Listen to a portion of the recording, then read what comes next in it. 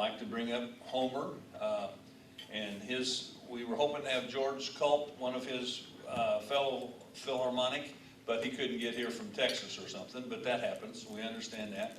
And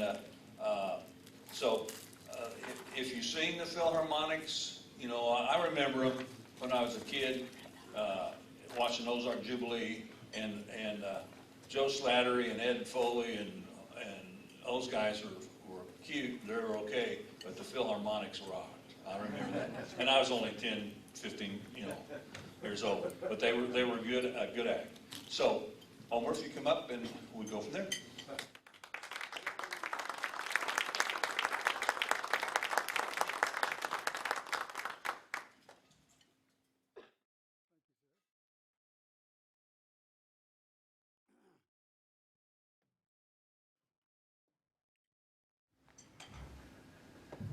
Good afternoon, everyone.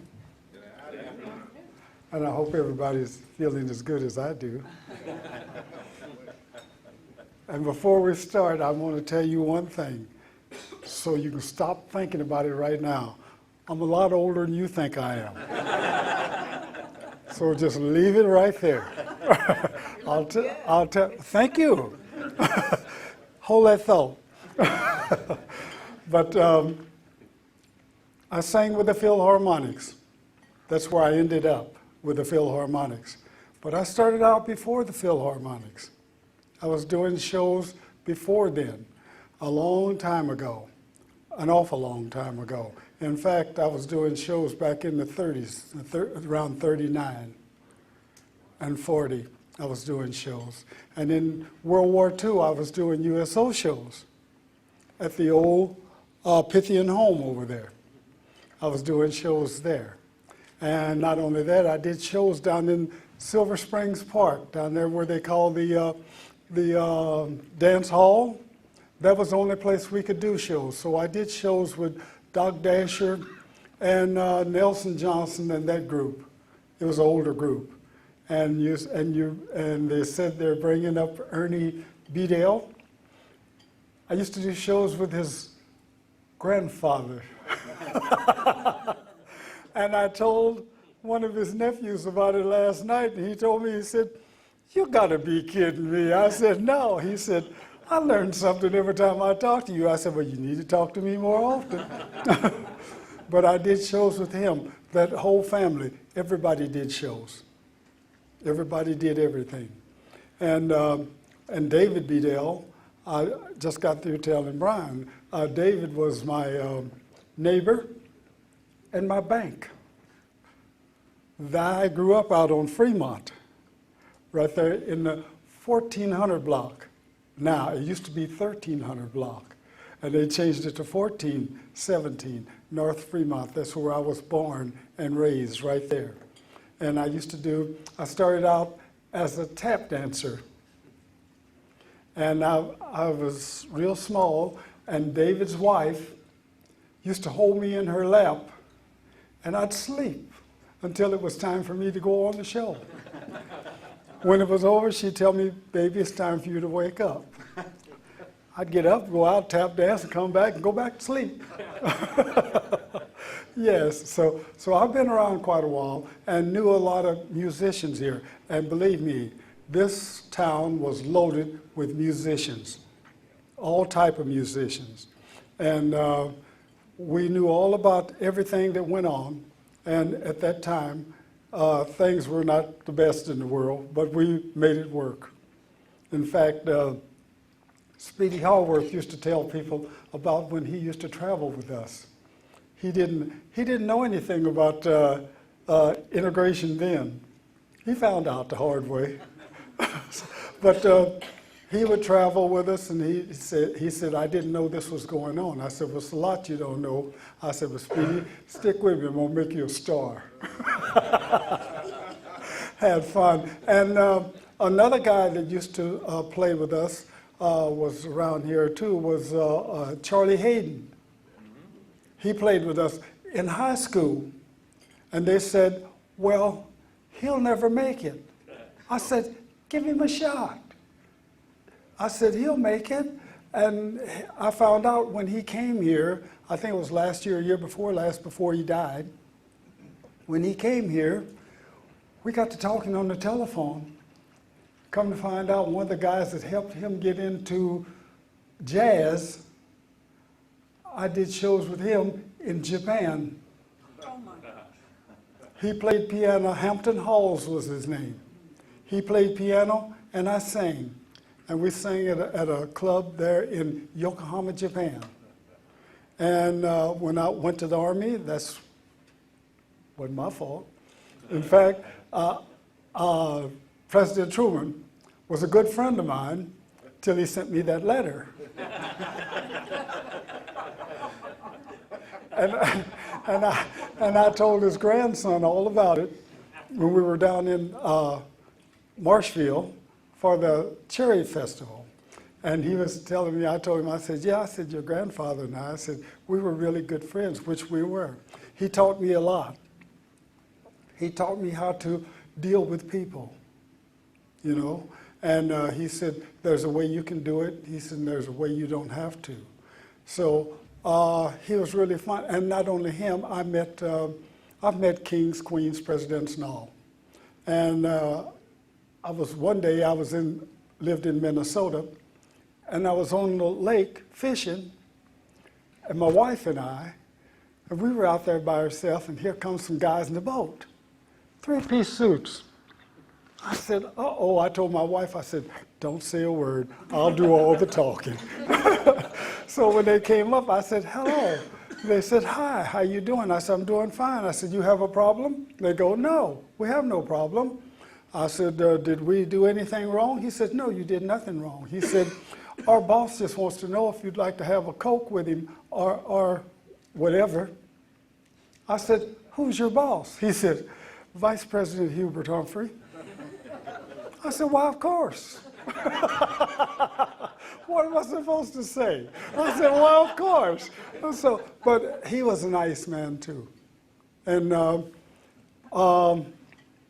you know, I just told Brian, a lady told me when I was around 17 years old, which was some years ago, she told me, she said, Homer, always remember, the good you do will come back to you, and it don't cost that much. Amen. And that was Mahalia Jackson that told me that. And since then, I've been pronounced dead twice.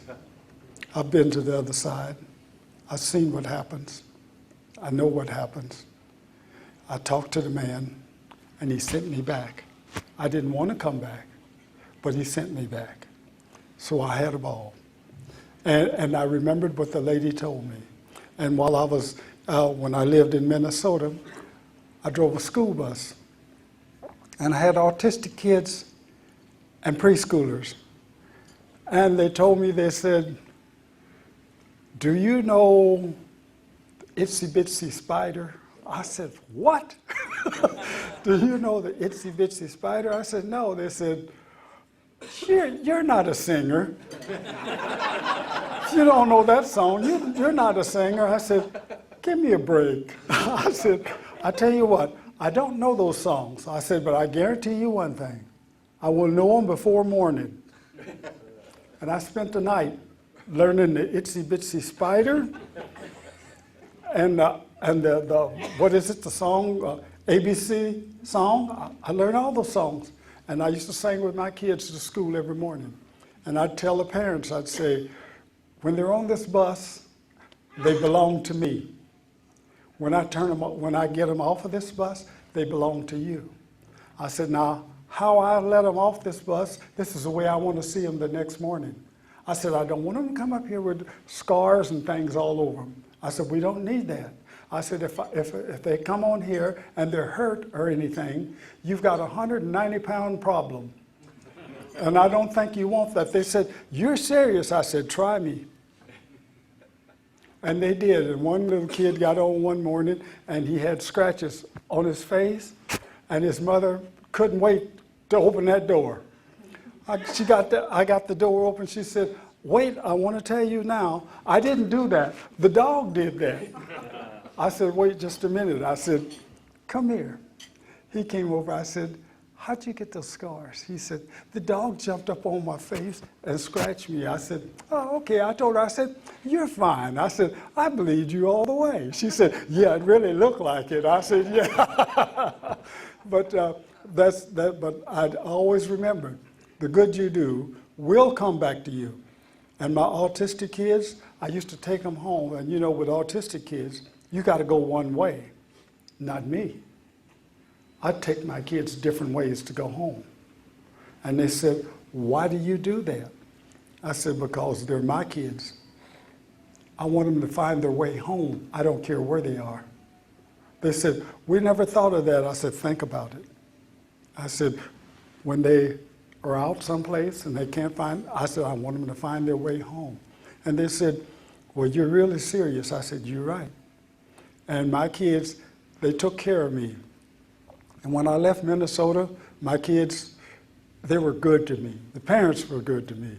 And they said, we're going to miss you. I said, well, I hope so. I said, it's nice to be missed. You know, I said, it's just nice. And, but I tell you, I've had a good life. It wasn't always easy. No, because I've had some rough times. And right now, I'm having a kind of a rough time. It's not the best in the world. My wife has dementia.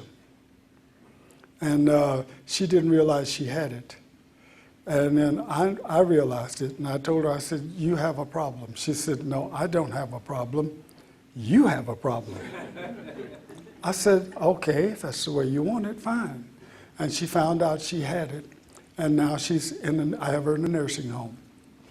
I had no choice, because I took care of her as long as I could, because she took care of me when I had the heart attack and was pronounced dead twice. And so I always wondered why I was sent back. I have no scars. I don't have a scar, not one. But I was pronounced dead twice at Cox North and was sent to Cox South. And I always questioned, I said, why would he send me back? Because I asked him, and he said, I walked through the lights. And when I reached for the big light, I was content. And I reached for the big light, someone tapped me on the shoulder and said, why are you here? I said, I think this is where I'm supposed to be at this time. He said, no, you're not. You go back where you came from. And I said it just this way. Oh, me? I'm thinking show business. Tell me something I didn't do. You know, in show business, and I've been in show business for over 60-some years.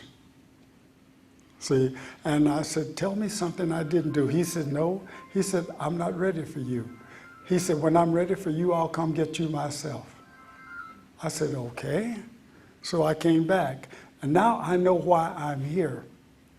I'm here to take care of my wife, and I do the best I can, because I went from 190 pounds down to 158. And the doctor said, you can't keep this up. I said, why not? He said, because both of you go, one's no good to the other. I said, okay. But my wife doesn't know who I am. She doesn't know who I am. We've been married 55 years. And one guy said, to the same woman? I said, well, of course. I said, it's easy. All you got to learn is 2 words. Yes, dear. I said, that's all you got to do. I said, you learn that? I said, and you'll make 55. He said, are you sure? I said, yep. Next month, it'll be 56. It'll be 56. And they said, and you was married to the same woman? I said, yeah. I said, I'm a one-trick pony. I said, that's it. I said, and after this, there won't be no more. I said, might be a little thing going on, but it won't be no I do. But I tell you what, I've had a good life. And I tell people, I said, if you really want to know what my life was like, watch that movie, 42, with Jackie Robinson. Everything he was called in there, I've been called twice. Everything.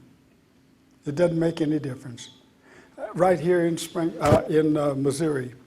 We sang for the governor once, and on the way back, we stopped. We was with a group from Ozark Jubilee, and part of them was from down in Memphis.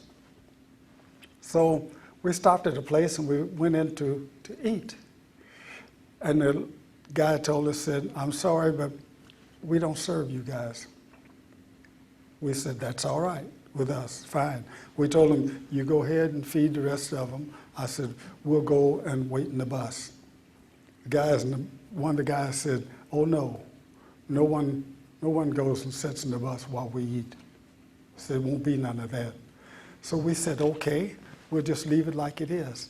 So we came out of that establishment, and across the street, some guy came to the door and he said, "Hey, bring them over here.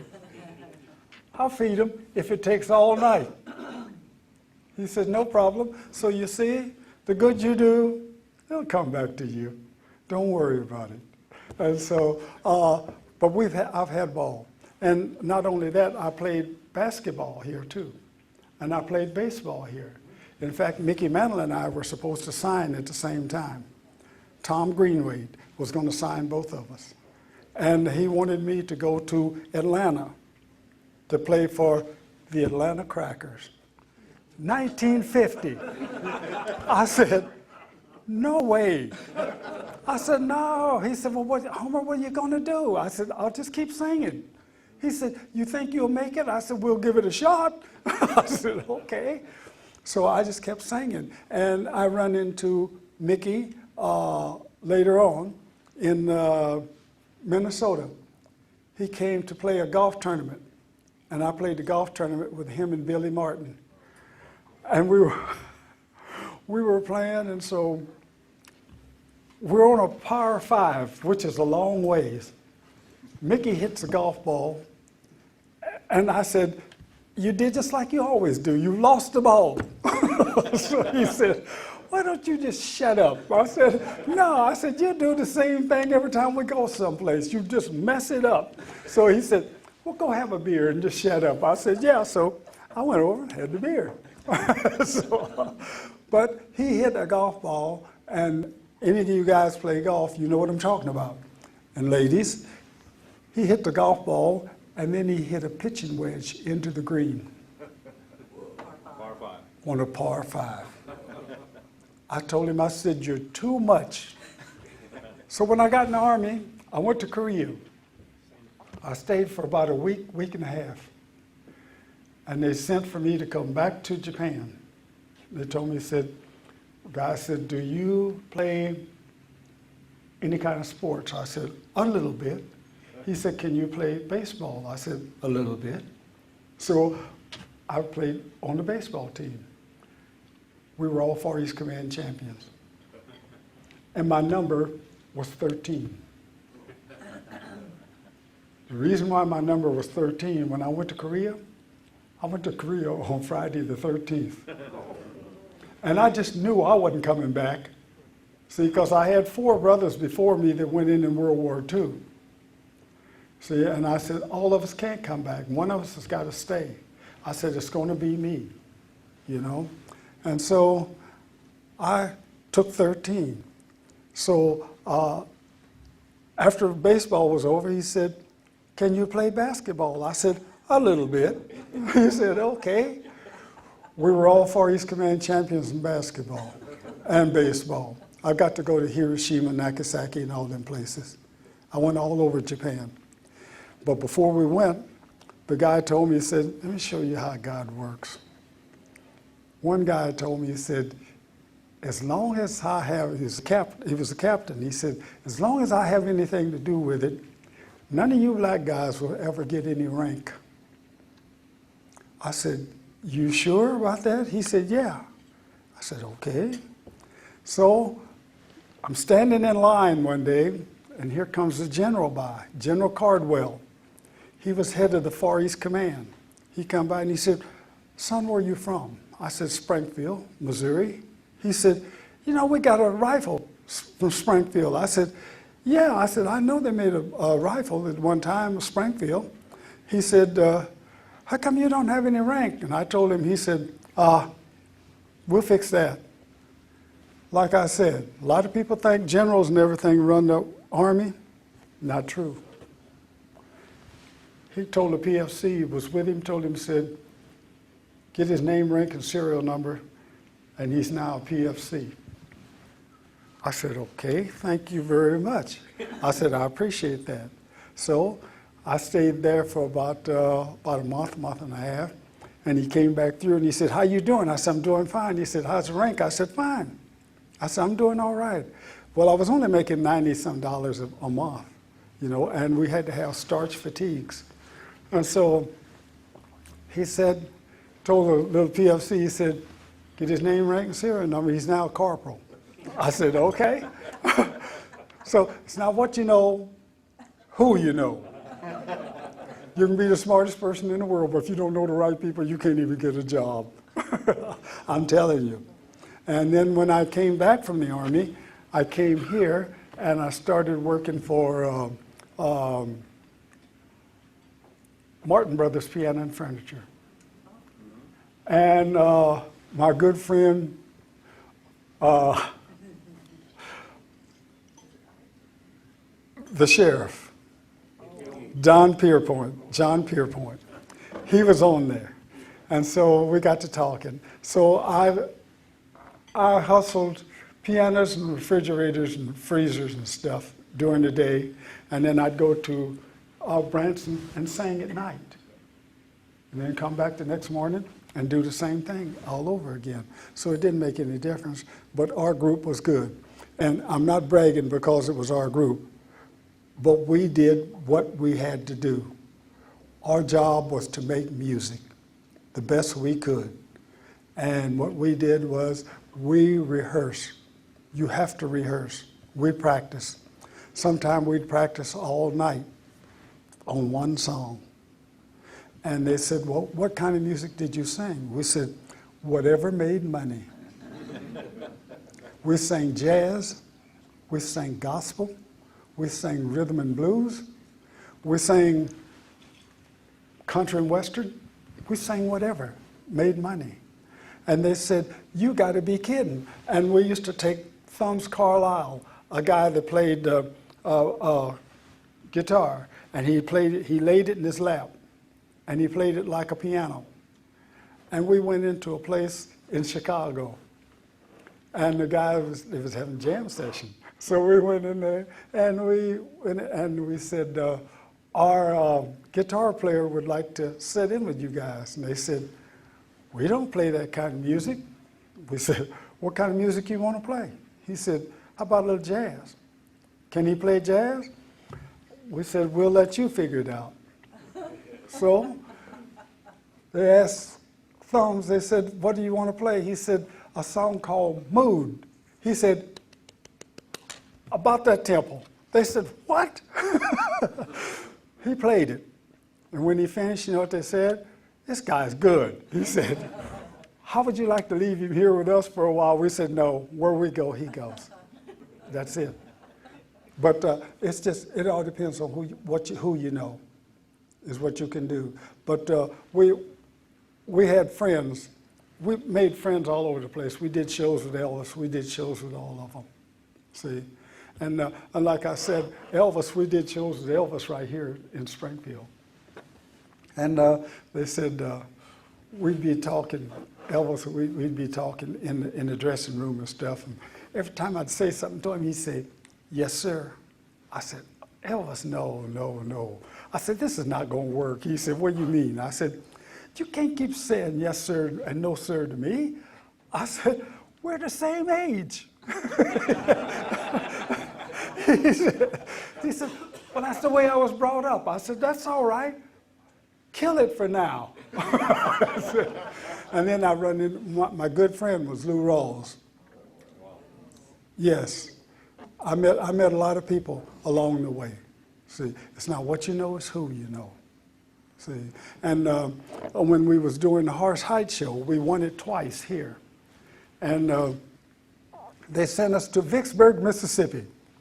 We went down there and they told Horse Heights, they said, well, they can't stay here. He said, don't worry about it. We've got a place for them to stay. They're fine.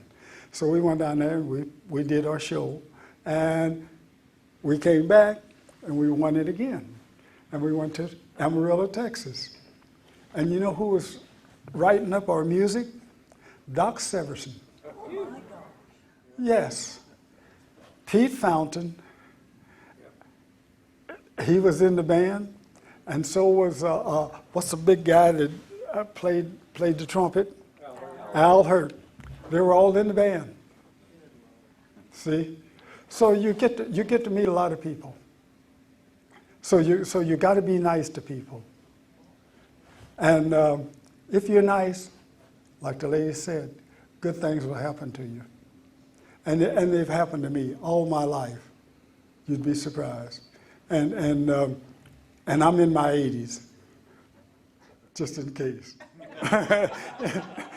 so you can stop thinking about it. I'm in my 80s. and next month, this time, I'll be 82. Yes. But God has been good. I won't say a word. God has been good to me. And Clarence, I know Clarence's folks, all of them. We've been friends all of our life, off and on. We've been friends. And I meet people, all over the place. It doesn't make any difference. I did it out to St. John's, the same thing. And I told a lady out to St. John's, a lot of people didn't know. But God will let you do a lot of things that you don't think you can do, if you're right. But you better be right. See, because a lady came out to St. John's and she said, I don't know what I'm going to do. She said, my husband, they just brought him in last night. I said, what happened? She said, some guys tried to rob him up in one of these little towns. Said, and they cut his throat. I said, well, you can't go in to see him in the shape you're in. So I put her on my bus, took her off to the side. We talked. And when we finished talking, she went in to see him. When she got out, she sent me a thank you card. And he did too. And he signed it. And another one went in. She said, this is at St. John. And she said, I said, you can't go in like you are. She said, my mother's in there. I said, yeah. She said, my mother's had a stroke and she doesn't know who I am. I took her off to the side and I talked to her for a little bit. I won't tell you what I said. I told her what was said to me. She went in. The next day I saw her in the hallway. She came up, she threw her arms around my neck. She said, you're Homer. I said, yes, dear. I've been Homer for a long time. She said, yes. She says, this morning my mother called me by name and she knew who I was. She said, thank you so much. And she was crying. I said, don't cry, sugar. They said, well, what did you tell her? I said, that's none of your business.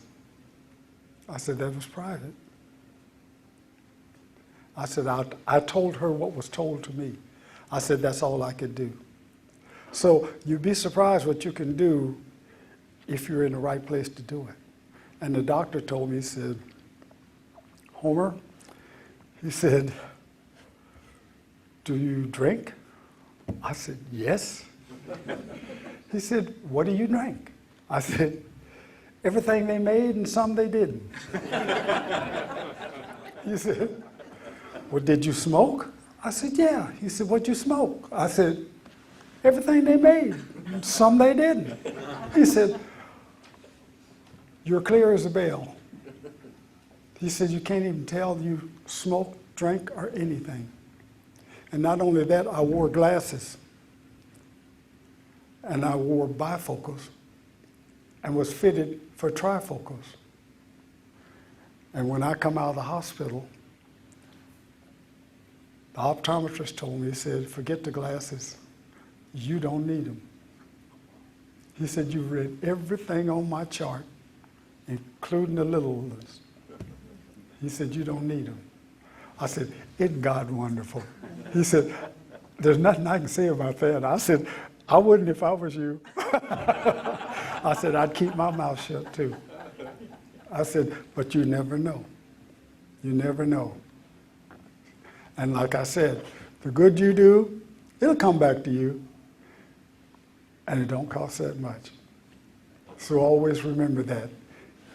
And with that, I'm going to walk off of here. No, not yet. No, I know we'll have some questions. Okay, I'll take questions. Right here. Good. How did the Philharmonics form?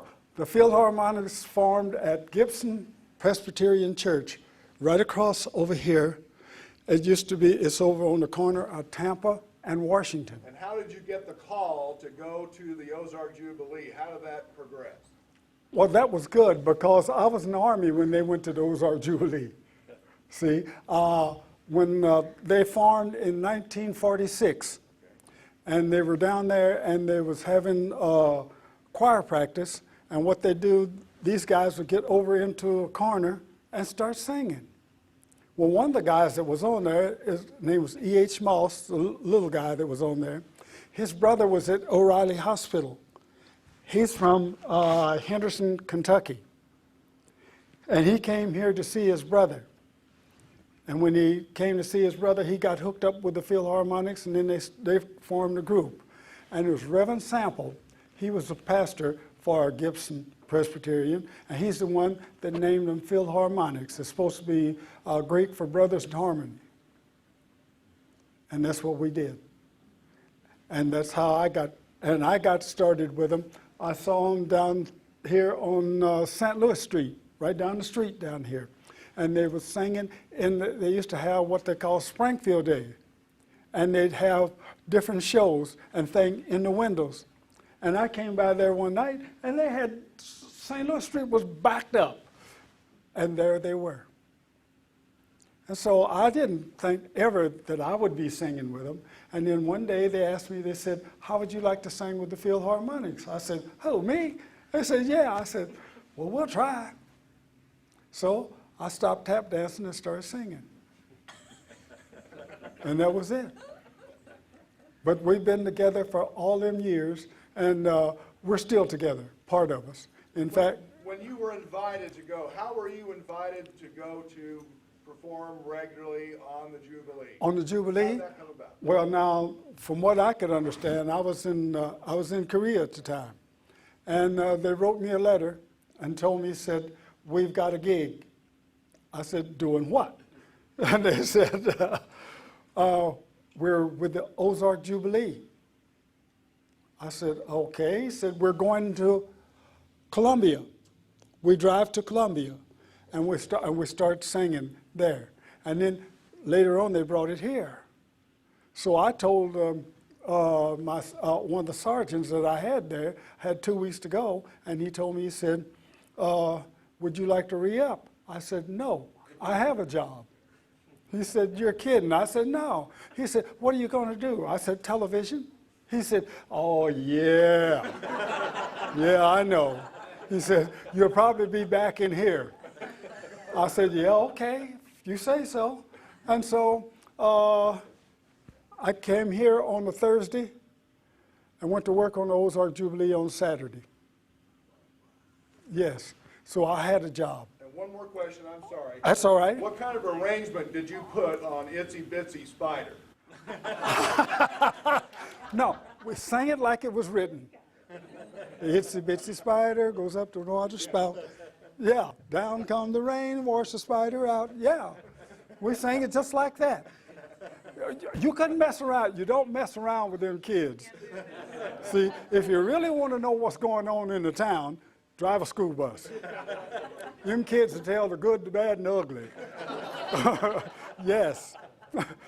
And if you don't do right, they'll tell the good and the bad, the ugly on you too. So, but it was fun with Ozark Jubilee. The Jubilee was nice and everything, and everybody was wonderful, including down in Nashville. We did shows in Nashville. Rod Bradfield and all of them. That was Uncle Sight Bradfield. That was his brother. And see, and I still hear from some of them now. because what's his name? Marvin Rainwater. He's in, the last I heard from him, he was in Duluth, Minnesota. Cedric Rainwater, yeah. Is that, well, okay. Chief Marvin Rainwater. Yep, he was in Duluth, and he was telling me that he had a hit single going in over in England. So I said, well, good, wonderful. And I run into guys all the time because, well, I'll tell you a little story. One night I was coming in from Minnesota and coming through Iowa, and this bus pulled in front of me on the highway. So I said, I'm gonna see who was on this bus. So I followed the bus into a bus stop. So I went into the bus stop and I knocked on the door. And I told him, I said, you want to open up this door? 12 o'clock at night. Black guy gonna come to the bus. Everybody got ready. I mean, the guys were ready. I opened the door. One guy said, I said, who's driving this bus? One guy said, I'm driving the bus. I said, okay. I said, who's in charge of this thing? One guy said, Homer. I said, who is that? And it was Merle Hager. Want a drink? I said, no, I'm driving. This time. So he said, yeah. He said, where are you? I said, I'm in Minnesota. He said, we just left Minnesota. I said, yeah, I heard that. And one of the fiddle players on there, most of those fiddle players, let me tell you something about these musicians that play country and western. Don't play them sharp, ever. Most of them guys come from Juilliard School of Music. They know what they're doing. And the guy said, what would you rather do? Make $200 a week or $50 a week? So he said, we're from Juilliard. And then I met him and had a ball with him, and me and Merle Hager, we have a ball. You run in, I tell people all the time, if I talk to you long enough, I will know someone you know. And I tell them, I don't care what your color is. I said, I will know someone you know. Believe me. And I do. And I know a lot of people. Any more questions? Where'd you go to school when you were Lincoln High School. I was a drum major for the band at Lincoln High School. And I played drums, and I never took a lesson from David Bedell.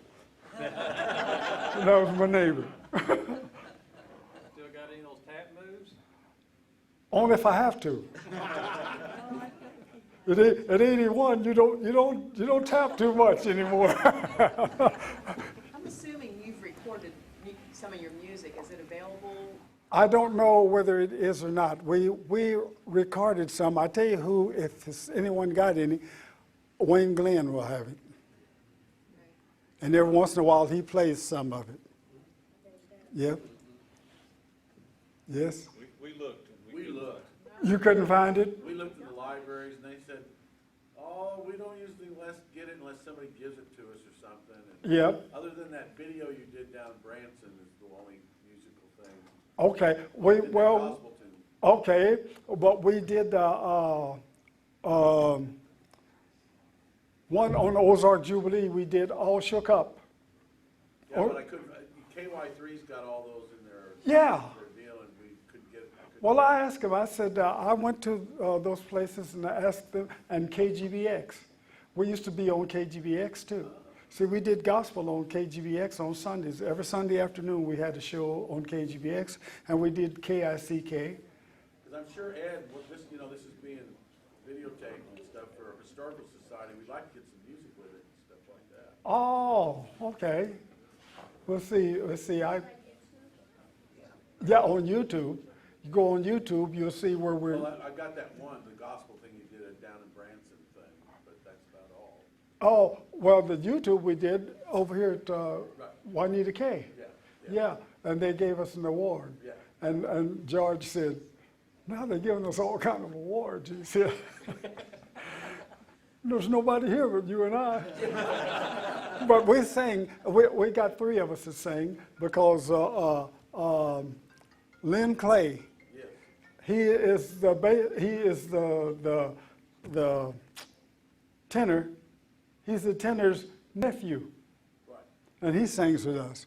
And it's scary because he can be singing, and every once in a while he'll hit a note and he'll sound just like his uncle. And I'll stop and I'll just look at him and I'll go, oh no, man, it's too shaky. Yeah. But we did things. I don't know what happened to what. Well, we'll dig around, we'll talk about it. Yeah.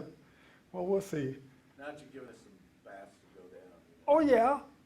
Because who was this guy called me not too long ago from ASCAP Records, and he wanted to know how to get in touch with some of Dallas Bartley's people. Well, I knew all the Dallas's people, so I introduced him to his nephew, and his nephew is pretty good too. You mean they're gonna actually give you some money? They're going to give them some money. That's pretty good. I would take it, but yes. But any more questions? Yes. Yes. Could you tell us how you did your arrangements and what was the process for arranging your vocals? Did you just do it on the fly or did? Oh no, we rehearsed, and we made sure that we had our part together before we messed with anybody else's part. See, we made sure if you don't like it, don't sing it. You won't do it. You won't do it any good if you sing it and you don't like the song. You know, every song we sang we liked. How did you learn them in the first place? Were they written in sheet music or did you always do a third and a fifth? Well, some of it was in sheet music, and some of it was from because we did things from the Golden Gate Quartet. They came here and they was on our show, and when they left, we started doing their show. I tell you what. Now, if you listen to the thing on Elvis, the promotional thing they got on Elvis, when he's saying, "Swing down the chariot, stop and let me ride," I'll let you listen to the Philharmonics, and you'll hear the same song. Did you that from you? Let's say it sounds about the same. We used to do that all the time. We'd go someplace, and we'd get a group. We'd get our group, and the other group would get together, and we'd be in the dressing room, and we'd create a crowd in the hallway. We'd block up. We'd block up a hallway. We're just doing songs, and we do it now. When you get a bunch of them old groups together, the old sounds together, and you'd be surprised what comes out. See, and you can make your own. You can do it any way you want to. We probably have time for one more question. I know that, well, I've heard that Willie Nelson was rejected by the Jubilee, but his wife at the time. Yes. Okay. Did you meet Willie Nelson? Yes. That's before he was working at Aunt Martha's Pancake House.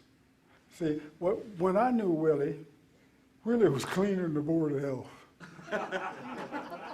Hey, he wore three-piece suits, well shaved, everything. Hair was groomed, everything. And they said he'd never make it. A lot they know. They didn't ask God whether he would make it. See, he went out, and he wrote a lot of songs. And he's still writing songs. And he's still playing that old guitar with a hole in it. I don't blame him, though. If it made me as much money as it made him, I'd be playing it too. Yes. Well, let's give Homer a round of applause. My pleasure.